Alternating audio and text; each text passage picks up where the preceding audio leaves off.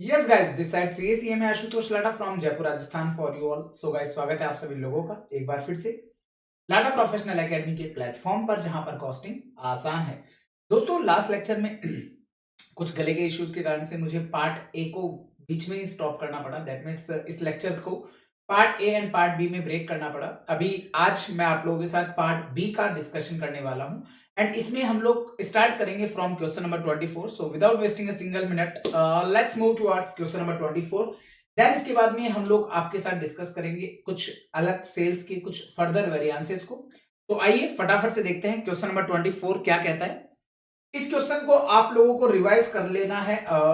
कहीं ना कहीं मैं कहूंगा इस क्वेश्चन को आपको रिवाइज करना है लास्ट डे रिवीजन तक। दैट मीन्स आप लोगों को एलडीआर मार्क कर लेना है इस क्वेश्चन को। अच्छा क्वेश्चन है, एक्सपेक्टेड क्वेश्चन है, इस तरीके के क्वेश्चन एग्जाम में पूछे जा सकते हैं। क्या कहता है, ध्यान से देखिएगा। क्वेश्चन नंबर 24 एमटीपी जून 2024 में भी था और न्यू स्टडी मटेरियल में भी पाया गया। Compute the missing data indicated by the question mark from the following. आपको कुछ नीचे कुछ क्वेश्चन मार्क्स दिए हुए हैं। उन क्वेश्चन मार्क्स के अंदर जो भी रिलेवेंट इंफॉर्मेशन क्वेश्चन ने मांगी है वो आपको निकाल करके देनी है। Product R and product S, दो प्रोडक्ट हैं, उनके बारे में डिटेल्स है। सेल्स क्वांटिटी के बारे में बताते हैं। सेल्स क्वांटिटी में इन्होंने स्टैंडर्ड के अंदर आर का डेटा नहीं दिया, दैट मीन्स पूछा है। एस का डेटा दिया है, एक्चुअल में आर का डेटा दिया है, एस का पूछा है। प्राइसेस आपको दे रखी हैं जिसमें स्टैंडर्ड प्राइस दे रखी है, एक्चुअल प्राइसेस दे रखी हैं। सेल्स प्राइस वेरिएंस दोनों का ही नहीं दे रखा तो पूछा है। सेल्स वॉल्यूम वेरिएंस आपको दिया हुआ है, आर का, एस का पूछा है। सेल्स वैल्यू वेरिएंस दोनों का पूछा है। इस क्वेश्चन का जो मेन इंपॉर्टेंट पार्ट है ना वो आएगा यहां से, sales mix variance for both the products together. मतलब कि आप सेल्स मिक्स वेरिएंस जो निकालेंगे उनमें दोनों ही प्रोडक्ट का जो मिक्स वेरिएंस आएगा उसको दोनों को टोटल करेंगे तो वो आंसर निकल के आ जाएगा 450 फेवरेबल। अब 450 फेवरेबल कब आएगा सर? ऑब्वियस ही बात है, जब आपका रिवाइज्ड स्टैंडर्ड क्वांटिटी से एक्चुअल क्वांटिटी ज्यादा होगा। मतलब आपने जो अपने स्टैंडर्ड को रिवाइज किया उसके बावजूद भी आपने एक्चुअल में उससे ज्यादा यूनिट बेची होगी, तभी ये सेल्स मिक्स वेरिएंस फेवरेबल आएगा। क्लियर है? F denotes for favourable. Clear है? तो अब क्या क्या पूछा है वो आपको अल्टीमेटली मैं यहां से जितना से देख पा रहा हूं, जो हम लोग टेबल बनाते आए हैं उस टेबल को पूरा फुल कर दीजिए। दैट मीन्स स्टैंडर्ड क्वांटिटी निकाल दीजिए, एक्चुअल क्वांटिटी निकाल दीजिए। प्राइसेस दिए हुए हैं तो स्टैंडर्ड आपका जो स्टैंडर्ड सेल्स है वो निकाल दीजिए, आपका एक्चुअल सेल्स है वो आप लोग निकाल दीजिएगा। एक्चुअल सेल्स आपको मल्टीप्लाई करने से आ ही जाएगा। सेल्स प्राइस वेरिएंस पूछा है दोनों के प्रोडक्ट का, सेल्स वॉल्यूम वेरिएंस आर का दिया हुआ है, एस का पूछा है, और सेल्स वैल्यू वेरिएंस दोनों का निकालना है। ठीक है जी। तो इस तरीके से कुछ डेटा आप लोगों को दिया हुआ है और उनको यूज करते हुए आगे बढ़ना है। आइए फटाफट से हम लोग इस क्वेश्चन को भी कंप्लीट कर लेते हैं। उलझा सिम सिम। चलो जी, तो चलो। तो ये कौन सा खुल गया भाई साहब? मुझे एससी का नोटबुक खोलना था। ओ भाई, क्या लोचा हो गया पता है आप लोगों को? मैंने इस लेक्चर को लेने से पहले inter group one cost accounting का क्लास लिया, और inter group one cost accounting का क्लास जो मैंने लिया वो उसका फर्दर सॉल्यूशन मैंने एससीएम की कॉपी में कर दिया। Right. अब बच्चों को मेरे को यहाँ से पीडीएफ अरेंज करके देना पड़ेगा, तो ये मेरे को अलग से निकालना पड़ेगा। ए, गॉट इट एंड गॉट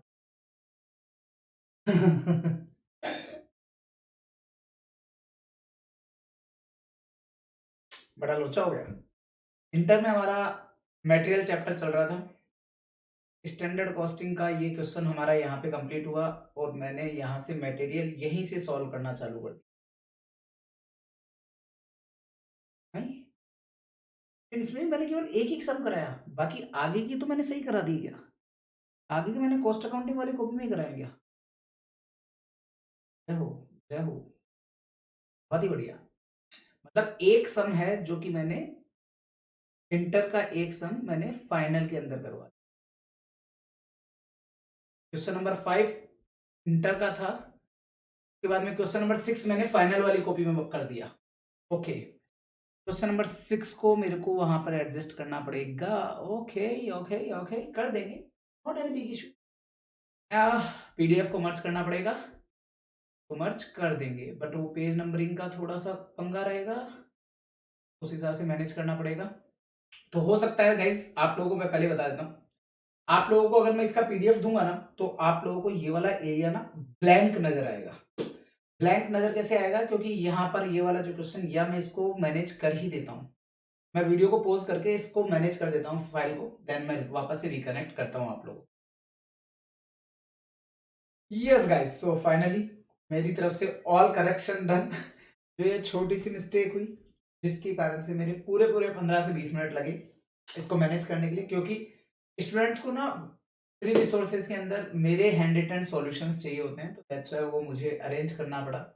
तो आइए फटाफट से अब देख लेते हैं क्वेश्चन नंबर 24। पूरी की पूरी टेबल के ऊपर वर्किंग करेंगे, देन उसके बाद में हम लोग चीजों को समझेंगे। तो यहां पर आपके लिए एक कॉलम हम लोग बना देते हैं स्टैंडर्ड का।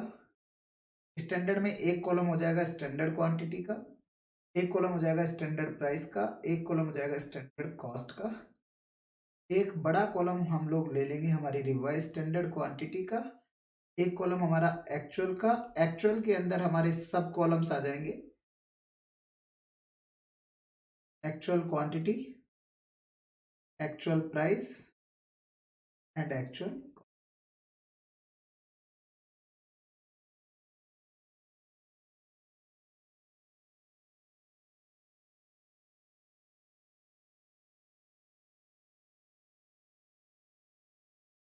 चलो जी, इसमें हमारे पास दो प्रोडक्ट है, प्रोडक्ट आर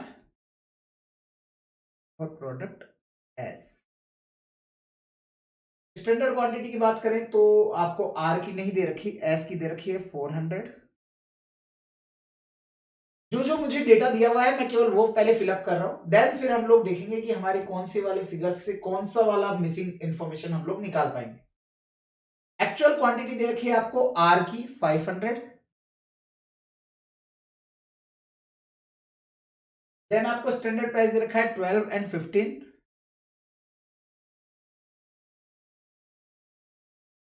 15 एंड 20 की एक्चुअल प्राइस,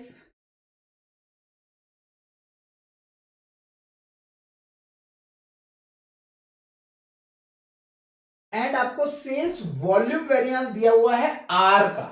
ध्यान से सुनना है, आपको आर का सेल्स वॉल्यूम वेरिएंस दिया हुआ है।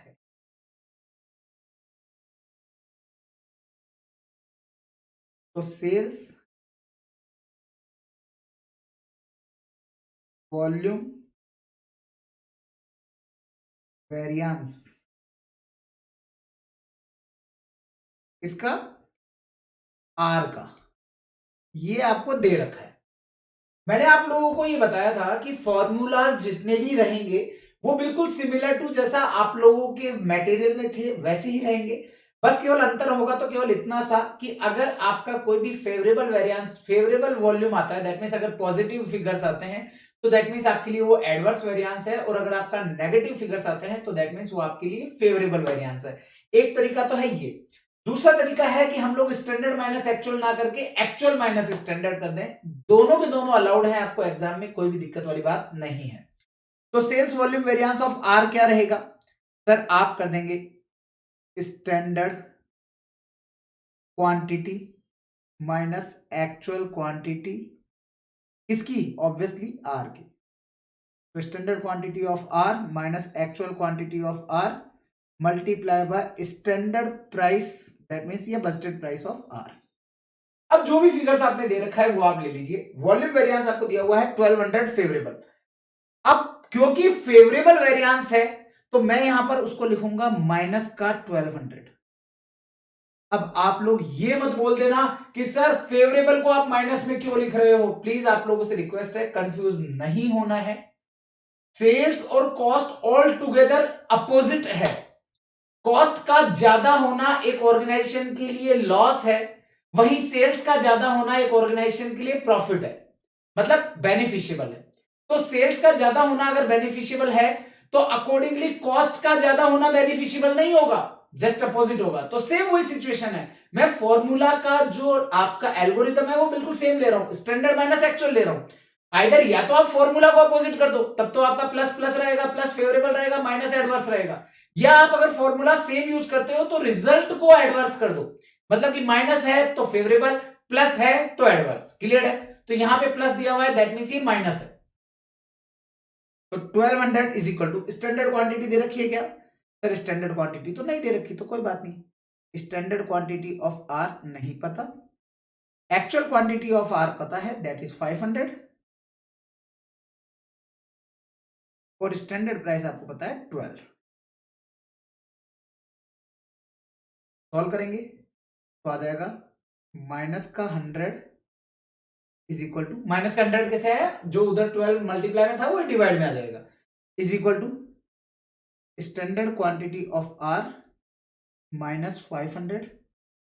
माइनस का 500 अगर आप उधर ले जाते हैं तो क्या हो जाएगा सर? प्लस का हो जाएगा। तो प्लस का 500 में माइनस का 100 आप अगर एडजस्ट करोगे तो क्या होगा? स्टैंडर्ड क्वांटिटी ऑफ आर आ जाएगा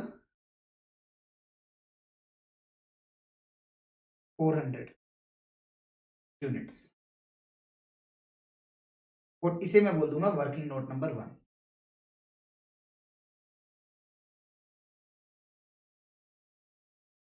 done.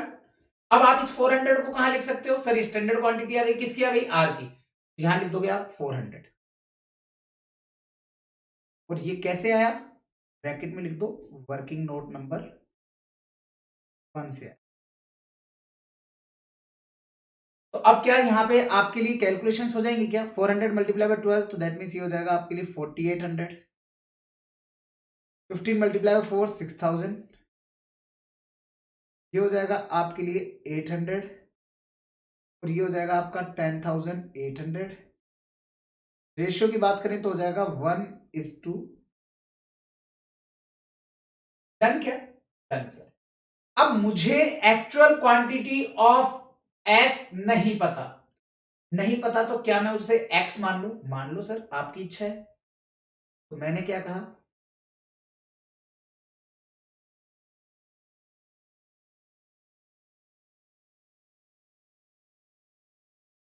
Late actual quantity of S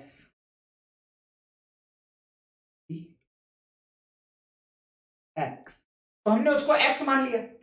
अब ध्यान से सुनना, अगर मैं इसको एक्स मान लेता हूं तो ये कितना होगा सर? ये टोटल हो जाएगा 500 प्लस एक्स के, और आपको पता है क्योंकि स्टैंडर्ड रेशियो 1:1 है, तो ये आपको पता है actual quantity as it is आ जाएगी 500 प्लस एक्स, और इसको आप करोगे 1:1 के रेशियो में, तो ये हो जाएगा आपका 250 प्लस 0.5 एक्स। क्लियर है? मैं इसीलिए 2x ले लेता हूं ताकि ये 0.5x ना आए। आपको 1:1 का रेशियो है तो 0.5 ना आए, इसलिए मैं उसको x की जगह 2x मानता हूं। बट क्योंकि आपको समझाने के लिए, नहीं तो आपके में से कई ऐसे धुरंधर लोग भी बाहर निकल के आएंगे जो बोलेंगे सर 2x क्यों माना, आज तक तो x मानते थे। तो इसलिए भाई साहब मुझे ऐसे लोगों से थोड़ी दूरी बना के रखनी है, तो भाई मैं इसलिए x लेकर के ही चल लेता हूं। तो ये आ जाएगा 250 प्लस 0.5 एक्स। डन क्या सर? अब मुझे एक चीज बताओ, क्वेश्चन ने कहा है सेल्स मिक्स वेरिएंस दोनों का टोटल 450 फेवरेबल है, ऐसा निकालो। एज, भाई ये क्या खुल गया?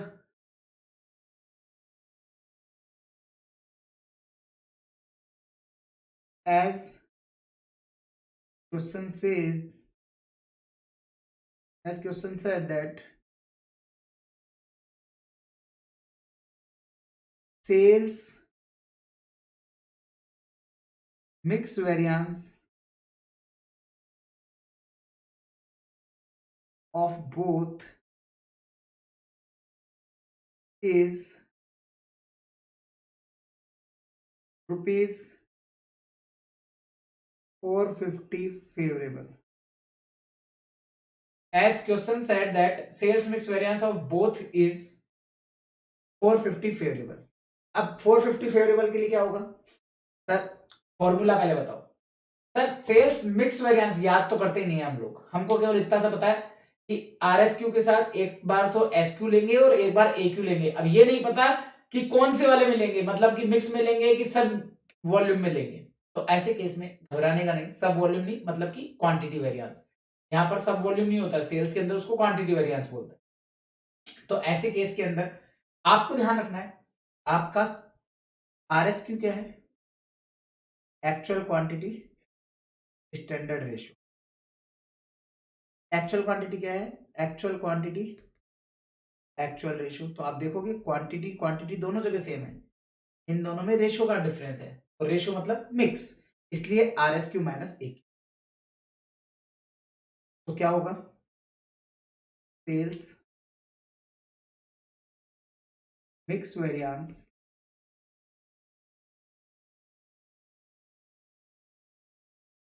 इज इक्वल टू क्या होगा?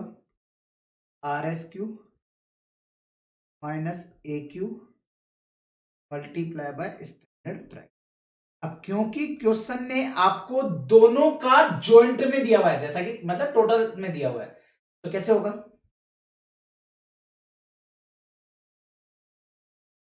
R S Q of R minus actual quantity of R, इसको आप मल्टीप्लाई कर देंगे स्टैंडर्ड प्राइस आर से।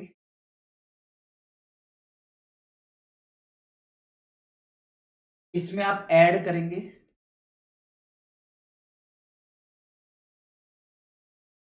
Are S Q of S minus A Q of S, multiply करेंगे स्टैंडर्ड प्राइस ऑफ एस से, और ये मिलाकर के कितना आएगा? 450 फेवरेबल। अब आप लोगों को मैं बार बार नहीं बोलूंगा ये बात कि सेल्स वेरिएंस अगर आप ले रहे हो तो सेल्स वेरिएंस में फेवरेबल का मतलब हो गया माइनस का 450।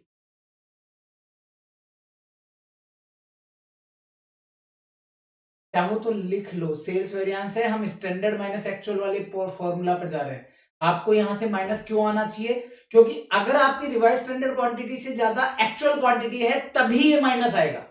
ये माइनस में कब आएगा? जब आपका एक्चुअल क्वांटिटी ज्यादा है रिवाइज स्टैंडर्ड क्वांटिटी से। तो अगर आपका एक्चुअल क्वांटिटी ज्यादा है रिवाइज स्टैंडर्ड क्वांटिटी से तभी ये ज्यादा आएगा। तो इसका मतलब क्या है? इसका मतलब बिल्कुल सिंपल है कि भैया ये आप लोगों के लिए फेवरेबल ही है। अब आप revise standard quantity of R की बात कर लेते हैं, सॉल्व करेंगे इसको।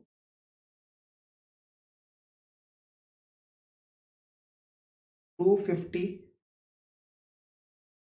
प्लस 0.5x, ये तो हो गया आपका आर का आर एस क्यू। आर का ए क्यू क्या है, मतलब एक्चुअल क्वांटिटी क्या है? 500। माइनस करेंगे इसमें से 500 और इसको मल्टीप्लाई कर देंगे आपके स्टैंडर्ड प्राइस 12 से। क्लियर है क्या? समझ में आ रहा है कि मैंने क्या किया? मैथमेटिक्स में मत उलझ जाना। देखो इसमें ये वाला जो पोर्शन है ये तो है आपकी रिवाइज स्टैंडर्ड क्वांटिटी, और ये 500 है, ये है आपकी एक्चुअल। क्लियर है? तो मैंने क्या किया? Are S Q minus A Q किया। इसमें आपको ऐड करना है क्योंकि दोनों प्रोडक्ट का टुगेदर जो सेल्स मिक्स वेरिएंस है वो पूछा है। तो अगेन इसका 250 प्लस एक्स, ये तो क्या हो गया? ये तो हो गया जी आपका रिवाइज स्टैंडर्ड क्वांटिटी। अब इसमें से आप माइनस करेंगे एक्चुअल क्वांटिटी। एक्चुअल क्वांटिटी हमें नहीं पता। कैसे नहीं पता सर? पता है ना, एक्स है। सॉरी सर, ये प्लस 0.5x लिखो सर। क्लियर? तो ये तो हो गया आपका रिवाइज स्टैंडर्ड क्वांटिटी। इसमें से माइनस करोगे एक्चुअल क्वांटिटी जो कि है x, इसको मल्टीप्लाई करोगे आपकी रेट, दैट मीन्स 15, और ये सारा मिला करके आ जाएगा माइनस का 450। सॉल्व करना चालू करेंगे साहब। तो 250 प्लस 0.5x माइनस 500, तो मैं ऐसा बोल दूं क्या कि आपके लिए ये 250 प्लस 0.5x माइनस 500 है, तो ये हो जाएगा 0.5x माइनस 250। तो ये हो गया आपके लिए 0.5x minus 250 multiply by 12,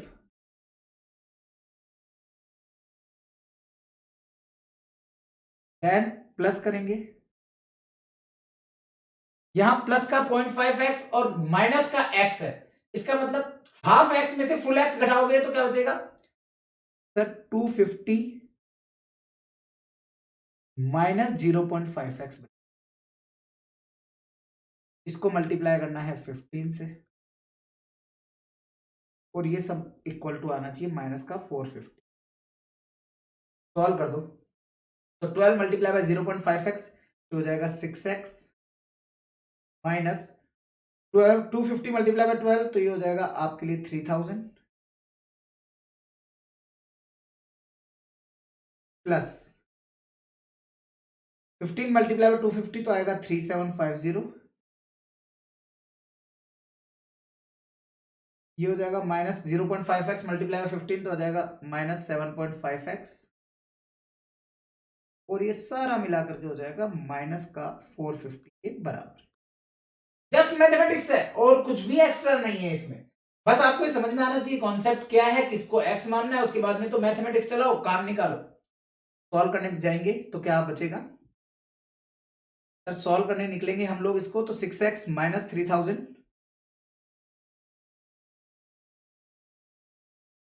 plus 3750 minus 7.5x is equal to minus का 4। सॉल्व कर दीजिए अब, ये बचेगा आपका माइनस का 3000 प्लस का 3750 तो 750, और प्लस का 6x और माइनस का 1.56 7.5x तो माइनस का 1.5x बच जाएगा, और ये इज इक्वल टू होगा माइनस के 450 के।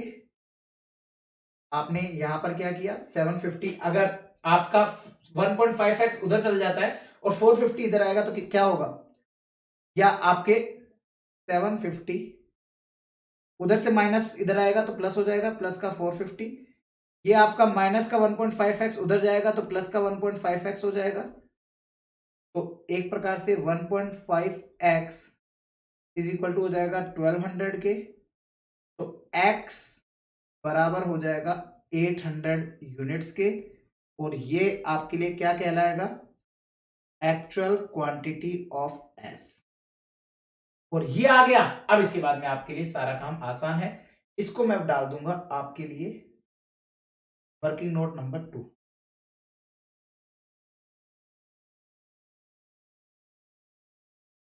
और ये आ गया आपके लिए 800, सॉरी यस 800 यूनिट, ये आ जाएगी वर्किंग नोट 2 से। अब मुझे एक चीज बताओ, अब आपको कोई बोले कि भाई साहब इसके अंदर से प्राइस वेरिएंस, ये वेरिएंस, वो वेरिएंस, ये वेरिएंस, तो आप निकाल दोगे क्या, तो ये हो गया आपके लिए 16,000, ये हो जाएगा 23,500। देखो इसमें जो सबसे टफ है ना, सेल्स वैल्यू वेरिएंस 10,800 माइनस 23,500, ये भाई निकाल के देगा तुम। 10,800 माइनस 23,500 माइनस का 12,700 आ रहा है लेकिन ना आपको एक एक का अलग अलग निकाल के बताना है, ठीक है अलग अलग निकाल लो। 4800 माइनस 7500 तो माइनस का आएगा सर, मैंने कहा माइनस का आएगा तो अच्छी बात है, वो तो आपके लिए फेवरेबल है। सर कैसे हुआ फेवरेबल, मैंने कहा ध्यान से, सॉरी मैंने एक्चुअल कॉस्ट लिख दिया है, आदत पड़ी हुई है ना, sale quantity multiply by standard price, तो ये हो जाएगा स्टैंडर्ड सेल्स,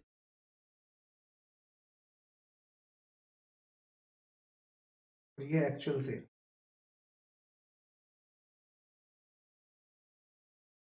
तो अल्टीमेटली 4800 ज्यादा कि 7500? ऑब्वियस सी बात है सर, 7500 ज्यादा। तो 7500 का एक ऑर्गेनाइजेशन के लिए ज्यादा होना फायदा कि नुकसान? फायदा। तो ऑब्वियस सी बात है, चाहे बेशक वो माइनस में 2700 आ रहा होगा, लेकिन वो फेवरेबल है। चेकआउट कर लीजिएगा, जैसे मटेरियल के अंदर वेरिएंसेस निकालते थे, सेम उसी कॉन्सेप्ट पर ये सारे के सारे वेरिएंसेस निकल जाएंगे। आई होप इसमें कोई भी डाउट नहीं है कि कौन सी चीज कैसे आई। मैं एक बार वापस से बता देता हूं, मैंने सेल्स वॉल्यूम वेरिएंस, ये तो बेहद आसान था, स्टैंडर्ड क्वांटिटी निकालना, तो बस एक्चुअल क्वांटिटी निकालना जो था ना वो टिपिकल था। टिपिकल तो नहीं बोलूंगा, मतलब नॉर्मल था। अगर आपने एक्स माना है, एक्स के बाद में नॉर्मल मैथमेटिक्स अगर आपको आती है तो आप कर सकते हैं, बट मैं फिर भी कहूंगा कि अच्छा क्वेश्चन है, एग्जाम के एक दिन पहले आपको देखना चाहिए, प्रैक्टिस करनी चाहिए इस क्वेश्चन की 2 से 3 बार इजीली, और बाय हैंड ही करना चाहिए। आपको एक्चुअल क्वांटिटी निकालनी चाहिए इसकी। एक्चुअल क्वांटिटी निकालने के बाद अब आप इस क्वेश्चन से, जैसे आपको अगर प्राइस वेरिएंस पूछा है तो आप प्राइस वेरिएंस बता सकते हो, वॉल्यूम वेरिएंस पूछा है वॉल्यूम वेरिएंस भी बता सकते हो, वैल्यू वेरिएंस पूछा है वैल्यू वेरिएंस भी आप लोग निकाल सकते हैं। तो अकॉर्डिंगली आप इसको सॉल्व कर लेंगे, देख लेंगे। इसमें एक चीज ध्यान रखिएगा, आपको सेल्स क्वांटिटी स्टैंडर्ड यूनिट्स के आगे शायद रुपीज लिखा हुआ है, उस रुपीज को कट कर देंगे, केवल वो 400 है, तो 400 रुपीज नहीं है, वो 400 यूनिट्स है, ध्यान रखिएगा। देन आप लोग इसको कॉपी कर लेंगे, अगर आपका कहीं से भी कुछ मिसिंग हुआ है तो आप लोग इसको कॉपी कर लेंगे। देन ये पूरी की पूरी वर्किंग, और बाकी का जो बच गया आप लोगों का, वो आप लोगों के लिए रहेगा होमवर्क। मैंने लिख दिया ऑल वेरिएंसेस कैलकुलेशन होमवर्क। तो ऑल वेरिएंसेस की जो भी कैलकुलेशंस है वो आपकी होमवर्क रहेगी। आई होप इसमें कोई भी डाउट नहीं है, आप लोग इजीली कर लेंगे, ठीक है। तो अब मैं आगे बढ़ जाता हूं, आगे बढ़ते हैं हम लोग। क्वेश्चन नंबर 24 हमारा डन होता है। मैं आपको बता दूं 25 से स्टार्ट करेंगे, बट उससे पहले मैंने एक क्वेश्चन नंबर 22A, जिसे मैंने कहा था कि आप इसको 24A कर दो, वो आप लोगों का अभी पेंडिंग है। लेकिन उससे पहले मैं आप लोगों को उसके साथ का एक नोट डिस्कस करूंगा। इस पार्ट में मुझे 1 आवर अलाउ है, जिसमें मेरे पास 27 मिनट्स जा चुकी हैं, दैट मींस मेरे पास पूरे पूरे 33 मिनट्स हैं। इस 33 मिनट्स के अंदर मुझे लगता है कि शायद मैं 22A या 24A जो भी है वॉटेवर, इस क्वेश्चन के अलावा मैं इस क्वेश्चन के जो नोट्स हैं उसके ऊपर आपके साथ डिटेल में डिस्कशन कर लूंगा। देन नेक्स्ट वाले लेक्चर में मैं आपको बता दूं, मैं नेक्स्ट लेक्चर के अंदर हाफ टाइम में, मतलब पार्ट ए में हम लोग हमारे कॉस्ट रेशियोज को कंप्लीट करेंगे, और सेकंड हाफ में दैट मींस पार्ट ए में रेशियोज रहेगा, पार्ट बी के अंदर हम लोग हमारा रिकंसिलिएशन का आखिरी टॉपिक जो स्टैंडर्ड कॉस्टिंग का है वो स्टार्ट कर देंगे, और बस ये रिकंसिलिएशन के बाद आपका स्टैंडर्ड कॉस्टिंग खत्म हो जाएगा। आई होप आपको किसी भी तरह का कोई भी डाउट नहीं है, ठीक है जी। चलो, तो अब हम लोग इसके बारे में बात करते हैं। आप लोगों के दोस्तों, जो हम लोगों ने सेल्स प्राइस वेरिएंस निकाला है ना, इनको फर्दर प्राइस वेरिएंस को आज तक आप लोगों ने यूजेज वेरिएंस के, वॉल्यूम वेरिएंस के फर्दर सब पार्ट देखे हैं, कि जैसे कि यूजेज वेरिएंस के हमने सब यूजेज देखा है, मिक्स वेरिएंस देखा है। सर क्या प्राइस में भी ऐसा कुछ हो सकता है? दोस्तों क्या होता है ना, इसके पीछे का मैं एक एग्जांपल से आप लोगों को कनेक्ट करता हूं। एग्जांपल से कनेक्ट कैसे करता हूं, पहले तो मैं आपको बताता हूं कि आखिरकार कौन कौन से वेरिएंसेस हम लोग देखने वाले। प्राइस के दो हिस्से करेंगे हम, एक प्लानिंग,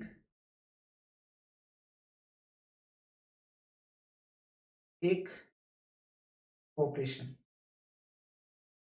मैं आपको बता दूं, मैं आप लोगों को ना इसको एक मेरे खुद के लाटा प्रोफेशनल एकेडमी के अंदर जो हमारा है ना, उससे मैं आपको कनेक्ट करते हुए इसको आपको पूरा समझा दूंगा। ये है basically sales price variance. Sales price variance का फॉर्मूला हम लोग क्या रखते हैं, standard price minus actual price multiply by actual quantity, यही फॉर्मूला रखते हैं। अब पॉइंट क्या है दोस्तों, हम लोगों का सेल्स प्राइस वेरिएंस में क्या होता है, जो हमने बजट बनाया और जो एक्चुअल है उसके दौरान बीच में ना बेसिकली कुछ प्रोसेस में ना हम लोग ऐसे सोचते हैं कि यार क्यों ना जो हमने स्टैंडर्ड सेट किया इसको कुछ रिवाइज किया जाए। रिवाइज इन द सेंस क्या किया जाए, जैसे कि लेट्स टेक एन एग्जांपल, मेरी एससीएम की क्लास की प्राइस है 10,000। अब यार being Ashutosh Lata, owner of Lata professional academy, I am the only one who will decide कि यार मुझे क्या प्राइस रखना चाहिए और किस प्राइस पर मेरा ऑर्गेनाइजेशन प्रॉफिट ज्यादा से ज्यादा कमा पाएगा। तो मैंने सोचा कि यार क्यों ना एक काम करते हैं यार, बच्चों को ना 10,000 का प्राइस थोड़ा ज्यादा हो रहा है, बच्चों को कुछ डिस्काउंट देते हैं। तो मैंने क्या किया, पहले तो मैंने स्टैंडर्ड सेट किया था 10,000, फिर मुझे लगता है नहीं यार ऐसे तो पार नहीं पड़ेगी, ज्यादा से ज्यादा बच्चों को कैटर करना है, तो मुझे हर एक बच्चा जो कि चाहे मिडिल क्लास फैमिली से आ रहा है, चाहे लोअर मिडिल क्लास फैमिली से आ रहा है, मुझे हर बच्चे को कैटर करना है। तो मैंने सोचा कि यार मैं ना इसकी प्राइस को कम करके 9,000 रुपीज़ क्या कर देता हूँ, 9,000 कर देता हूँ। इसे मैंने नाम दिया रिवाइज्ड स्टैंडर्ड प्राइस। मतलब कि मैंने 1 जनवरी को मैंने मेरी टीम को बोला कि यार 10,000 अपन ने सेट तो 10,000 किया था, बट ना यार मुझे ऐसा लगता है कि मुझे एक अच्छी फैमिली के साथ-साथ कुछ ऐसे जो कि इकोनॉमिकली कुछ इश्यूज फैमिली में फेस कर रहे हैं, ऐसे स्टूडेंट्स भी मेरी क्लास को इजीली देख सकें। तो आप 10% डिस्काउंट, दैट मीन्स 1,000 रुपीज का डिस्काउंट अपने को करना है ताकि बच्चे को थोड़ा-सा इकोनॉमिकल बेनिफिट मिल सके। तो मैंने 9,000 रुपीज की प्राइस कर दी। अब होता क्या है, यू आर द स्टूडेंट्स, अब भाई साहब यू आर द चैंप्स। आप लोग भाई साहब नेगोशिएशन में ऐसे खतरनाक हो ना, मतलब अगर मेरी प्राइस 10,000 है और मैं कहता हूं नो डिस्काउंट, तो आप 10,000 में ले लोगे। लेकिन भाई साहब जो गलती से मैंने अगर आप लोगों को चांस दे दिया, तो उसके बाद आपको लगता है 9,000 रुपए तो आपने सबके लिए कर रखा है, भाई के लिए क्या करोगे? अब ये समझ में नहीं आता कि भाई के लिए क्यों किया जाए एक्स्ट्रा। तो मतलब ऐसा सिनेरियो बैठता है ना कि जब हमने स्टैंडर्ड सेट किया 10,000 का, लेकिन जब हमने रिवाइज्ड वापस से प्लान किया तो यार ये प्राइस हमारी रह गई 9,000। हमने कहा यार 1,000 का डिस्काउंट दे देते हैं, बच्चों को ज्यादा से ज्यादा बच्चों को अपने को कैटर करना है। लेकिन जब हम लोग इसको एक्चुअली जब हमने क्लास बेचना चाहा, तो हमारा जो सेल्स एग्जीक्यूटिव है वो कहता है कि सर हमने आपको पहले भी मना किया था, सर आप डिस्काउंट मत रखो, फ्लैट प्राइस रखो, चाहे बच्चा क्लास ले चाहे ना ले, आप फ्लैट प्राइस रखो। सर मैंने कहा नहीं यार, चलो बच्चों के लिए थोड़ा लिबरल होते हैं करके। सर देखो ना, अब आपने लिबरल हुए, अब बच्चा क्या बोलता है, सर मुझे तो 9,000 में भी डिस्काउंट है। तो अब ऐसे ऐसे बहाने, ऐसे ऐसे एक्सक्यूज लेके आते हैं कि साहब मैं एट द एंड आकर के मेरे को बोलना पड़ ही जाता है, यार चलो कोई ना यार, बच्चे को 500 रुपए का फर्दर और डिस्काउंट। उसने कहा सर मैंने और किसी टीचर की क्लास ले ली थी, आपके बारे में अच्छा सुना, तो अब मैं आपसे प्राइस लेना चाहता हूँ। तो उसने हमें 8500। अब दोस्तों इस एग्जाम्पल से मैं क्या बताना चाहता हूं, एक ऐसा वेरिएंस जो कि हमारी प्लानिंग को चेंज करता है, दैट मीन्स स्टैंडर्ड से रिवाइज स्टैंडर्ड करने के लिए हमारे को क्या करता है, प्रेशराइज करता है। इसे कहते हैं प्लानिंग वेरिएंस। ये हुआ बिकॉज हमने हमारी प्लानिंग में चेंज किया। 10,000 की जगह हमने हमारे प्लान को चेंज करके हमारी प्राइसेस 9,000 रुपए कर दी, या 10,000 की जगह 11,000 कर दी। चेंज कहीं पर भी हो सकता है, तो इसे कहेंगे प्लानिंग वेरिएंस। दैट मीन्स अब मुझे एक चीज बताओ, मैं यहां पर फॉर्मूला क्या बनाऊंगा, सर ये एसपी माइनस एपी है, एसपी यहां ले लो, माइनस का एपी यहां ले लो। अब आपको मैंने फिक्स्ड ओवरहेड में ना फॉर्मूला बनाना इतने खतरनाक तरीके से सिखाया ना, ये रिवाइज स्टैंडर्ड प्राइस यहां आ जाएगा, यहां माइनस है तो यहां पे प्लस हो जाएगा, और इनको मल्टीप्लाई किससे करना है, एक्चुअल क्वांटिटी से। ये भी ऊपर भी एक्चुअल क्वांटिटी, इधर भी एक्चुअल क्वांटिटी। ये लीजिए फॉर्मूला रेडी है, आपको समझ में आ रहा है। और जब आप इस रिवाइज्ड स्टैंडर्ड को एक्चुअल में ऑन ग्राउंड रियलिटी जब आप इसको चेक करने गए, तो आपको पता चलता है कि साहब जो आपने प्लानिंग करी है उसमें और एक्चुअल में भी डिफरेंस है। दैट मीन जब आप बिजनेस ऑपरेट करने की कंडीशन में गए, तो उसे हमने कहा ऑपरेशनल वेरिएंस। प्लानिंग वेरिएंस कहता है आपने अपने प्लान में चेंज किया, वो प्लानिंग वेरिएंस है। और जब आप ऑन ग्राउंड रियलिटी चेक करने गए, तो आपने अपने ऑपरेशनल प्रोसेस के अंदर जो चेंज किया, वो आपका ऑपरेशनल वेरिएंस कहलाता है। इसीलिए 10,000 से 9,000 का जो गैप है, ये आपके लिए प्लानिंग वेरिएंस का पार्ट फॉर्म करेगा, और 9,000 से 8,500 जो है वो आपका ऑपरेशनल वेरिएंस के बीच में पार्ट फॉर्म करेगा। मुझे इतना सा बता दीजिए, क्या आप लोगों को ये चीज क्लियर है? आई होप इसमें किसी भी तरह का कोई भी डाउट आप लोगों को नहीं होना चाहिए। मैंने आपको बहुत बेहतरीन एग्जाम्पल के साथ समझाया। मुझे प्लीज आप लोग व्हाट्सएप पे डाउट सॉल्विंग नंबर आपको दिए हुए हैं, उस नंबर पर आप लोग जरूर से मुझे मैसेज करके बताएंगे कि क्या आप लोगों को इस एग्जाम्पल से ये चीज पूरा अच्छे से समझ में आ गई है क्या। मतलब जब आप प्लानिंग में चेंज करते हो, तो वो that is planning price variance. और जब आप उसको प्लानिंग जो आपने रिवाइज प्लान करा है, उस प्लान को जब आप एग्जीक्यूट करने जाते हो, तो वो आपका ऑपरेशनल वेरिएंस कहलाता है। तो इसीलिए हमने यहाँ पे स्टैंडर्ड प्राइस। अब मुझे एक चीज बताओ, 10,000 से 9,000 मैंने प्राइस कम करी, ये मेरे लिए फेवरेबल की लॉस। ऑब्वियस सी बात है सर, कहाँ 10,000 में बेच रहे थे, कहाँ 9,000 में बेचोगे सर, आपके लिए एडवर्स है।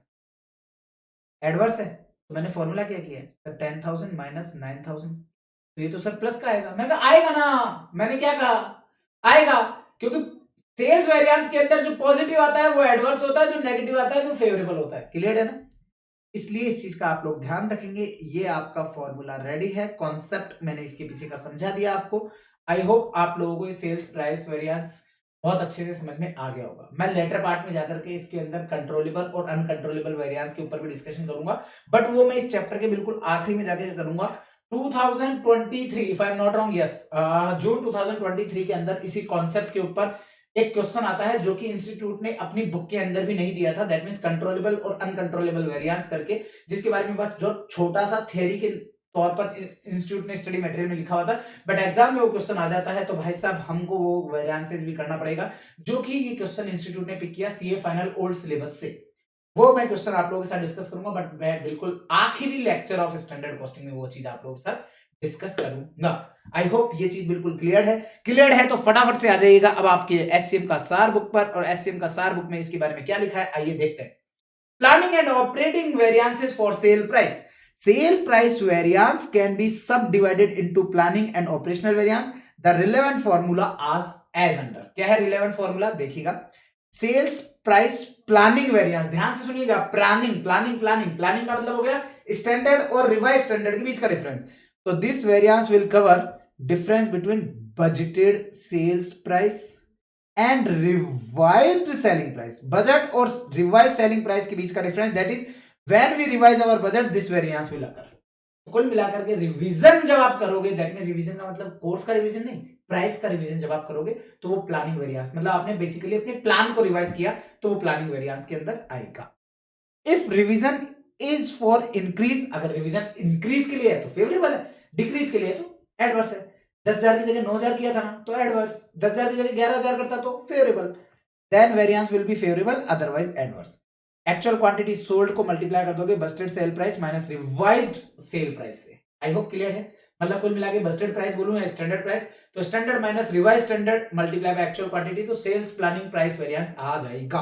ऑपरेटिंग वेरिएंस की बात करें तो this variance will cover difference between actual sales price and revise sale price के अंदर, that is this variance will explain whether an organisation is able to apply revise selling price is in operating condition और not. ये basically ये जो variances है ना, ये आपको ये बताता है कि क्या ऑपरेटिंग कंडीशन के अंदर जो हमने revise selling price that mean 9,000 जो रखी ना, क्या एक ऑर्गेनाइजेशन 9,000 को अप्लाई कर पा रही है कि नहीं कर पा रही।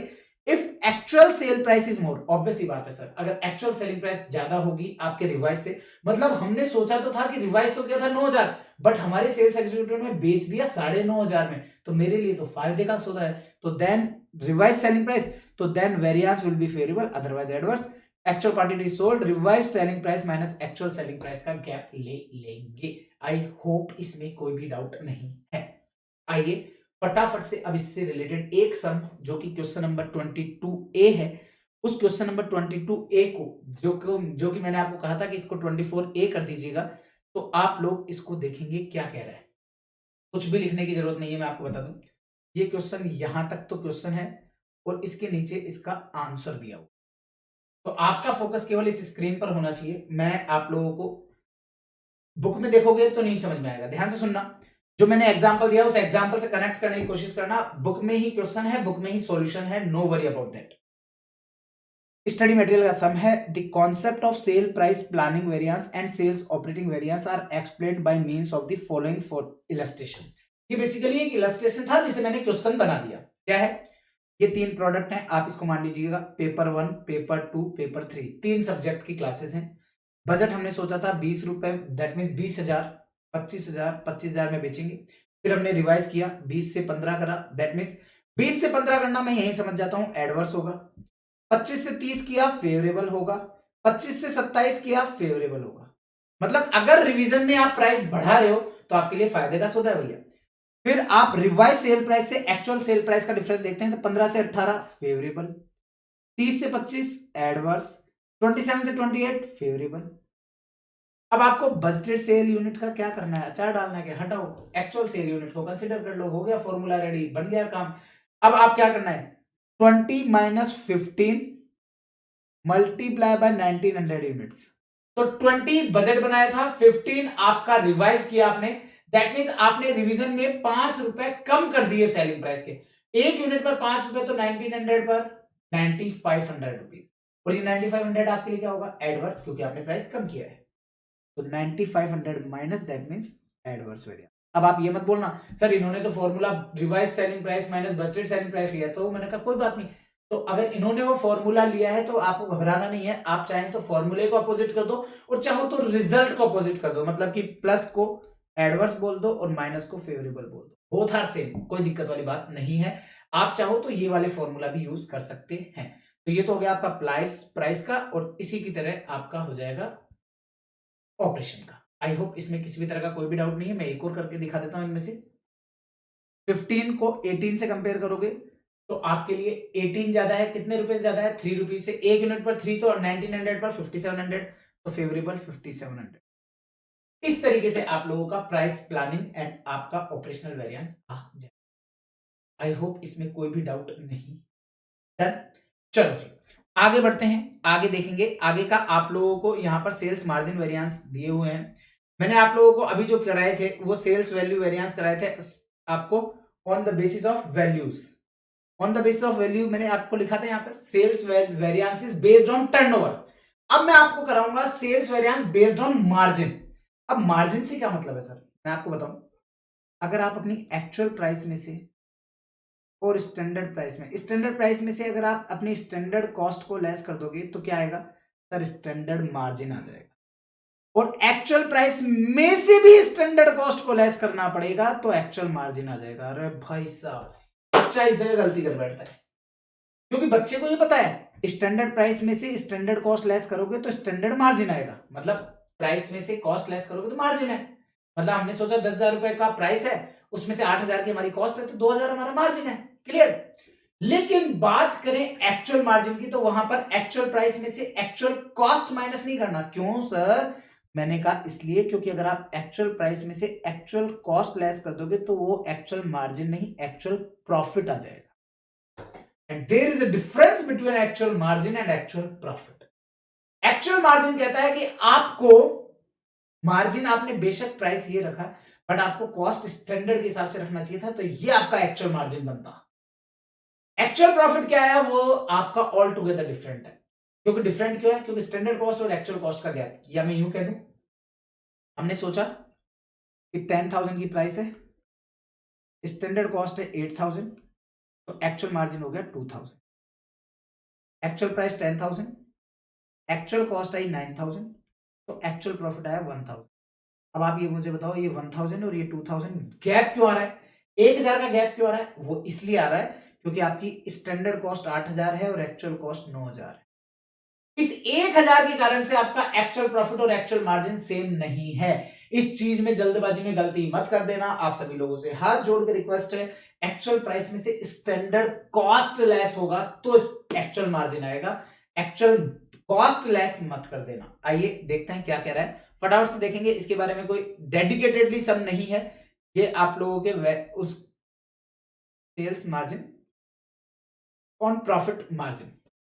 तो यहां पर देखेंगे, सबसे पहला बजट बोल दूं या स्टैंडर्ड मार्जिन बोल दूं, कैसे आएगा सर, सेलिंग प्राइस बस्टेड में से standard cost Busted. Actual margin के लिए actual selling price minus standard cost, मतलब दोनों जगह स्टैंडर्ड कॉस्ट ही लेस होगा। ध्यान से देखिएगा, दोनों जगह लेस स्टैंडर्ड कॉस्ट ही होगा।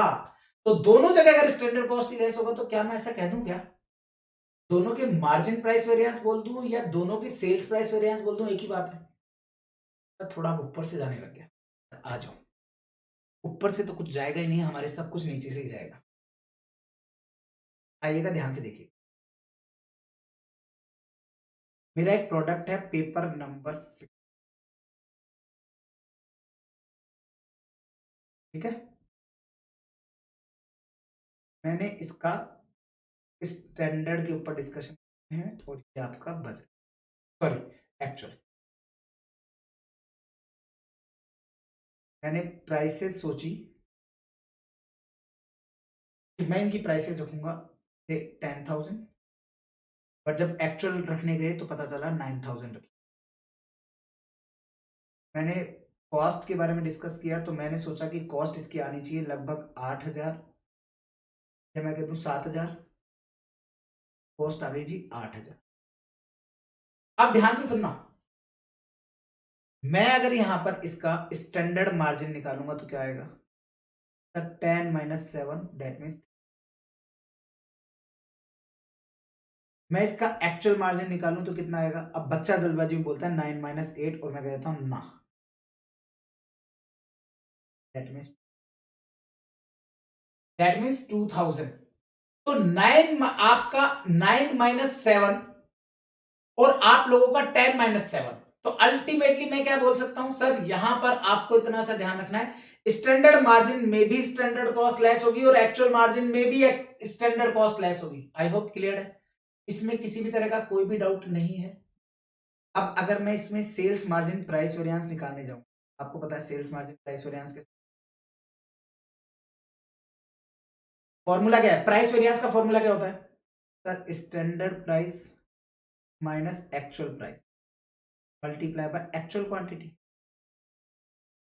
ये क्या होता है सर, ये हो गया आपका sale price variance. Sales margin price variance निकालना हो तो क्या फॉर्मूला होगा सर, फॉर्मूला तो वही होगा, बस सेल प्राइस की जगह सेल मार्जिन आ जाएगा, standard margin minus actual margin multiply by actual quantity. ध्यान से समझने की कोशिश करना, बहुत इंपॉर्टेंट कॉन्सेप्ट समझा रहा हूं, ध्यान से समझने की कोशिश करना इस कॉन्सेप्ट को। तो मुझे एक चीज बताओ, अगर मैं यहां पर सेल्स प्राइस वेरिएंस लिखता हूं तो सेल्स प्राइस कितना है सॉरी स्टैंडर्ड प्राइस कितना है सर 10,000, एक्चुअल प्राइस कितना है सर 9,000। सपोज से मैं कह देता हूं कि इस पे मेरी 10 क्लासेस सेल आउट होती है तो एक्चुअल क्वांटिटी 10। वहीं अगर मैं सेल्स मार्जिन प्राइस की बात करूं तो 3,000 माइनस 2,000 मल्टीप्लाई बाय 5, तो 10 minus 9 1,000 multiply by 5, 3 minus 2 1,000 multiply by 5। तो आईना ये क्या हुआ, मतलब सेल्स प्राइस वेरिएंस हो चाहे सेल्स मार्जिन प्राइस वेरिएंस हो दोनों सेम आ रहा है। मतलब अगर हम चेक करेंगे तो दोनों से वैल्यू सेम। रीजन पता है क्या, रीजन पता है, आइए समझा।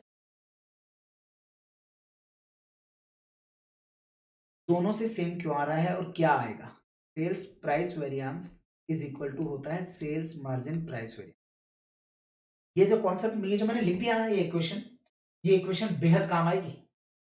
Sales price variance sales margin price variance के इक्वल होता है, ऐसा क्यों।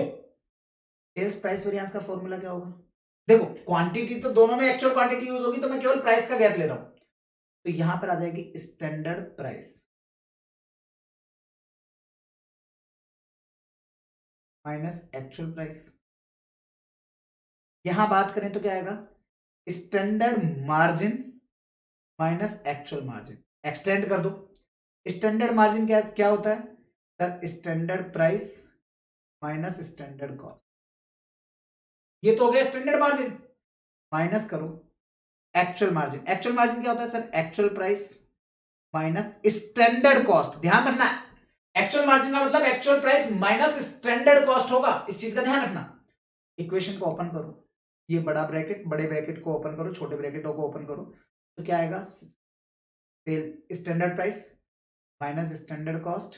छोटा ब्रैकेट ओपन करोगे तो ये एक्चुअल प्राइस क्या हो जाएगा माइनस का, तो माइनस का एक्चुअल प्राइस, और ये माइनस क्या हो जाएगा प्लस, तो प्लस का स्टैंडर्ड।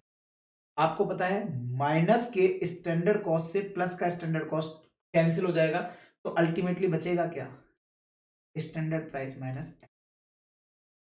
इस कारण से सेल्स प्राइस वेरिएंस और sales margin price variance both are same. I hope clear है, आई होप ये आपको क्लियर है, इसमें कोई भी डाउट नहीं है। मैं आपको बता दूं इस पॉइंट के ऊपर एग्जाम में क्वेश्चन आ चुका है। अगर आपको ये चीज पता है, ये कॉन्सेप्ट अगर आपको पता है तो ही आप सॉल्व कर पाओगे। पहली बात आपको यहां से ध्यान रखना है एक्चुअल मार्जिन और स्टैंडर्ड मार्जिन दोनों में स्टैंडर्ड कॉस्ट लेस होगा। आपने देखा मैंने एक्चुअल स्टैंडर्ड मार्जिन निकालने के लिए भी 7,000 को लेस किया है और एक्चुअल मार्जिन निकालने के लिए भी 7,000 को ही माइनस किया है। 10,000 माइनस 7,000 तो आया 3,000 और 9,000 माइनस 7,000 से आया मेरा 2,000। तो मैंने दोनों ही केस में स्टैंडर्ड कॉस्ट लेस किया है, इस 8000 की एक्चुअल कॉस्ट को टाटा बाय बाय कोई भी यूज नहीं किया है। अब चाहे तो मैं प्राइस वेरिएंस निकाल लूं तो भी मेरे को पता है कि प्राइस का गैप 10 माइनस 9 1000 है। चाहे तो मैं मार्जिन वेरिएंस निकाल दूं 1 3 माइनस 2 तो ये भी 1000 है। तो दोनों में 1000 का गैप ही आ रहा है, ये कोइंसिडेंस नहीं है, ये हमेशा ही आएगा, ये हर बार आएगा। और क्यों आएगा? क्योंकि इसके पीछे का लॉजिक मैंने आपको बता दिया, सेल्स प्राइस वेरिएंस और सेल्स मार्जिन प्राइस वेरिएंस। मतलब अगर दोनों में से कोई भी एक चीज दे रखी है तो आप उससे दूसरी चीज निकाल सकते हो, या मैं यूं कह सकता हूं कि सेल्स मार्जिन प्राइस वेरिएंस है तो आपको सेल्स प्राइस वेरिएंस निकालने की जरूरत नहीं है, जो सेल्स मार्जिन प्राइस वेरिएंस की वैल्यूज है वही सेल्स प्राइस वेरिएंस रहेगा। क्यों? क्योंकि आपने सेल्स मार्जिन प्राइस वेरिएंस में sales margin minus actual margin लिया। सेल्स मार्जिन का formula standard price minus standard cost, actual margin का formula actual price minus standard cost. तो दोनों के केस में स्टैंडर्ड कॉस्ट माइनस हुआ है, ओपन करेंगे ब्रैकेट तो 1 माइनस 1 प्लस से कैंसिल, तो अल्टीमेटली प्राइस का गैप बच जाएगा। आई होप आपको ये कॉन्सेप्ट बहुत अच्छे से समझ में आ गया होगा। अभी मैं आपको एक और एग्जांपल आप लोगों की एससीएम का सार बुक में गिवन है, तो आपको वहां से भी अच्छे से आ जाए। आइए without wasting a single minute, अब हम लोग, हमारे पास समय बचा है 9 मिनट्स का, उस 9 मिनट्स में हम लोग हमारे प्रॉफिट वेरिएंसेस को पूरा का पूरा फिनिश करेंगे, देन ताकि हम लोग हमारे नेक्स्ट लेक्चर के अंदर आपके कॉस्ट रेशियोज को कवर अप कर सकें। आइए दोस्तों फटाफट से, sales variance based on profit margin. Sales variance आपके प्रॉफिट मार्जिन के ऊपर बेस्ड रहेगा, तो ये आप लोगों को मैंने बता दिया। मैंने यहां पर रेड पेन से भी हाईलाइट किया है, to calculate margin we will reduce standard cost in both cases. आप ध्यान से देखेंगे, मैंने reduce standard cost in both cases को रेड कलर से हाईलाइट किया है, because if we reduce actual selling price per unit with actual cost, then this will be known as actual profit per unit and we need actual margin, not actual profit. Reason भी बता दिया। बाकी formulas में हम लोग सब जगह same रहेगा, जैसे हम लोग हमारे मटेरियल में करते आए हैं सेम वैसा ही करेंगे।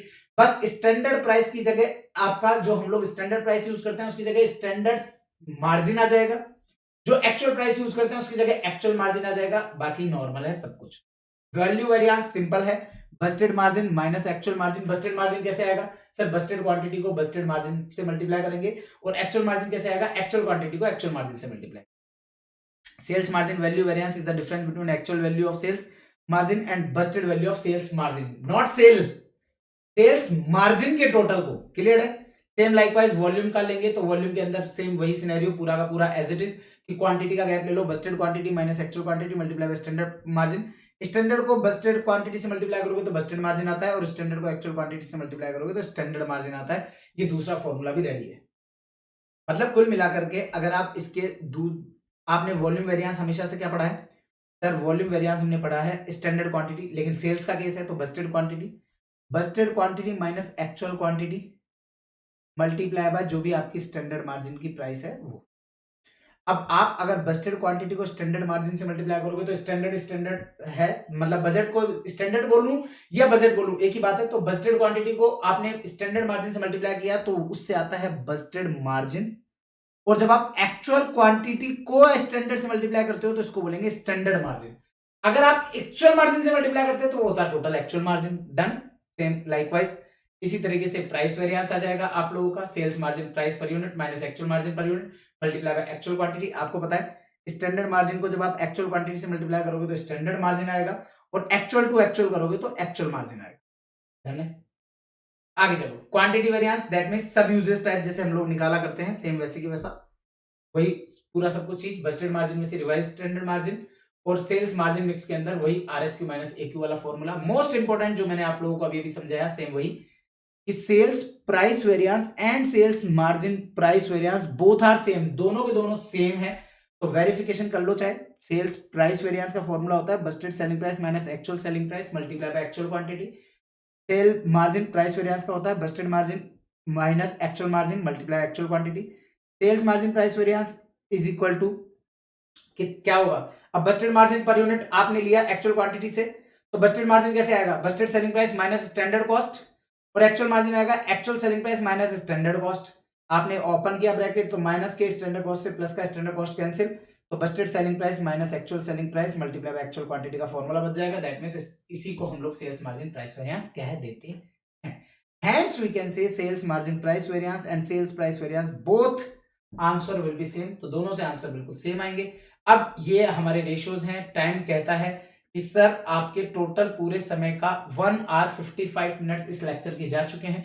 तो मैं अब आप लोगों के लिए नेक्स्ट लेक्चर के लिए बचाऊंगा रेशियोज को। रेशियोज में आई गेस मेरे हिसाब से 2 पेज के भी नोट्स नहीं होंगे। यस सर, बिल्कुल पूरे पूरे 2 पेज के नोट्स हैं रेशियोज के। शुरुआती लगभग 70 से 80 मिनट्स में हम लोग रेशियोज को डिस्कस करेंगे नेक्स्ट लेक्चर में, और 70 से 80 मिनट्स के डिस्कशन के बाद में मैं रिकंसिलिएशन पे आ जाऊंगा सीधा लास्ट लेक्चर में, मतलब कि पार्ट बी में। तो जैसे ही मैं पार्ट बी में उस पर आऊंगा तो आप लोगों के लिए अल्टीमेटली क्या बच जाएगा, हमारे लिए केवल और केवल रिकंसिलिएशन बचेगा। That's it. तो आज के लिए बस इतना ही रखते हैं। आई होप आप सब लोगों को सब कुछ चीजें अच्छे से समझ में आ गई होगी।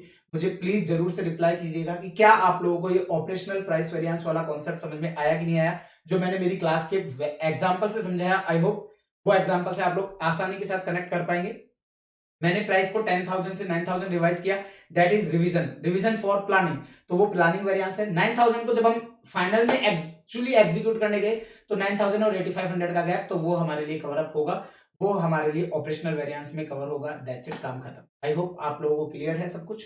तो आज के लिए बस इतना ही रखते हैं। नेक्स्ट पार्ट में मैं आप लोगों के साथ डिस्कस करूंगा कॉस्ट के रेशियोज को। Till then bye bye, take care, ध्यान रखिएगा आपका और आपके अपनों का। This side CACM Ashutosh Lata signing off. फिर मिलते हैं नेक्स्ट लेक्चर। Till then